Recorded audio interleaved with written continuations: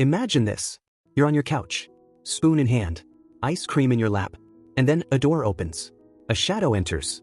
A gun is raised. A shot is fired. And just like that, your life is over. Not because you were dangerous. Not because you were armed. But because you were black and alive. This is not fiction. This is the real story of Botham Jean. Welcome to Bentalez Chronicles, where silence is not an option. Today we revisit a tragedy so senseless, so shocking, it makes you question the very idea of home as a safe space.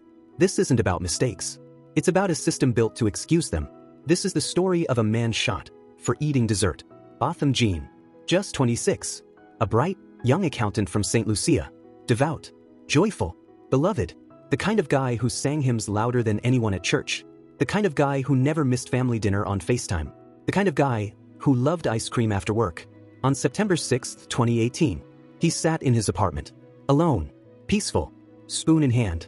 Officer Amber Geiger, off duty. She says she was tired, that she parked on the wrong floor, that she mistook his apartment for hers. Let that sink in.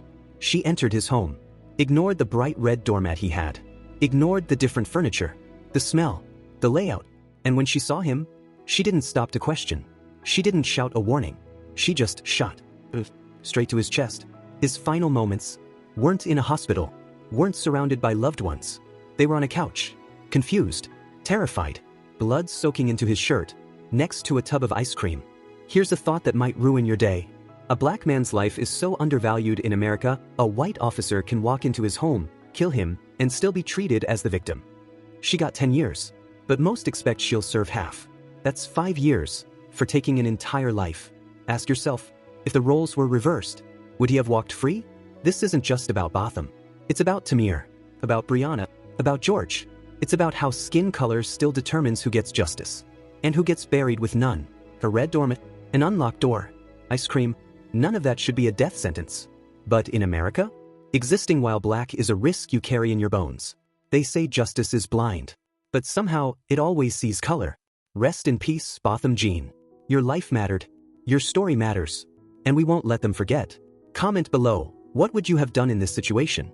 Would you call this justice? Or just another cover-up? Type justice for Botham if you're still listening. Subscribe for more untold stories they want you to forget. This is Bentalez Chronicles, where we tell the stories that others try to bury.